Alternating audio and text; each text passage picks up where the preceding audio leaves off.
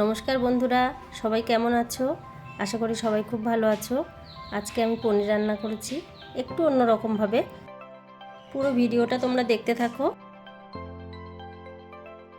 এখানে আমি মশলা নিয়েছি, জিরে আর আদা একসঙ্গে পেস্ট করেছি, একটু কাঁচা লঙ্কা পেস্ট করেছি, আর এখানে পোস্ত আর কাজু বাটা একসঙ্গে করেছি, আর একটু ঘি নিয়েছি, ক্যাপসিকাম একটু কেটে নিয়েছি, আর সেই সাথে নিয়েছি একটু টক দই ফেটিয়ে নিয়েছি, আর একটু কাসুরি মেথি নিয়েছি। এখানে 300 গ্রাম পনির নিয়েছি, আর এখানে নিয়েছি একটু লবণ আর একটু চিনি। তেলটা আমার গরম হয়ে গেছে কড়াইতে। পনিরটা আমি হালকা হালকা করে ভেজে নেব, খুব অল্প করে ভাজবো। পনিরটা আমার ভাজা হয়ে গেছে। এবার আমি শুকনো লঙ্কা ফোড়ন দিচ্ছি দুটো,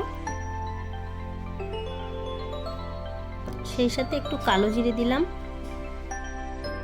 এখানে আমি গোটা গরম মশলা নিয়েছি, কয়েকটা এলাচ, একটু দারচিনি আর কয়েকটা লবঙ্গ, সাথে কয়েকটা গোলমরিচ দিয়েছি। একটু নাড়াচাড়া করে নিলাম ফোড়নটা। এবার আমি বেটে রাখা আদা জিরের পেস্টটা দিয়ে দিলাম, দিয়ে একটু কাঁচা গন্ধটা কাটার জন্য কষিয়ে নেব। স্বাদ মতো লবণ দিলাম।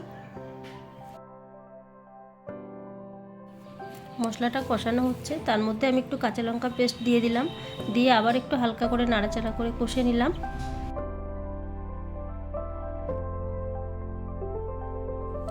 এবার আমি কেটে রাখা ক্যাপসিকামগুলো দিয়ে দিচ্ছি, নাড়াচাড়া করে নিচ্ছি আবারও। এবার আমি কাজু আর পোস্ত একসঙ্গে বেটে রেখেছিলাম, সেটা দিয়ে দিলাম।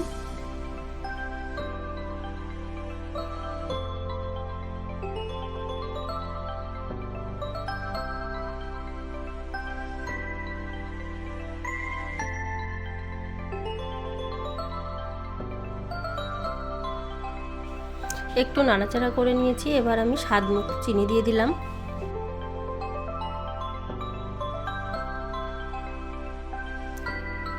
চিনিটা আমি মিশিয়ে নিয়েছি নাড়াচাড়া করে। এবার আমি ফেটিয়ে রাখা টক দইটা দিয়ে দিলাম। এখানে আমি 50 গ্রাম মতো টক দই নিয়েছিলাম। টক দইটা দিয়ে এবার আমি ভালো করে একটু মিশিয়ে নেব।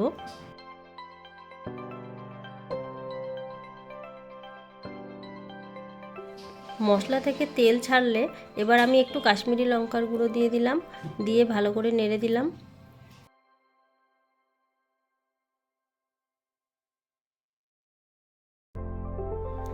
এবার আমি ভেজে রাখা পনিরগুলো দিয়ে দিচ্ছি।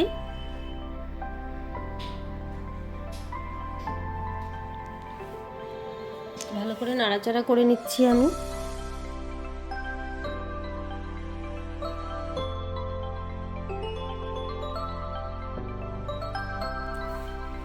এবার আমি পরিমাণ মতো জল দিয়ে দিচ্ছি।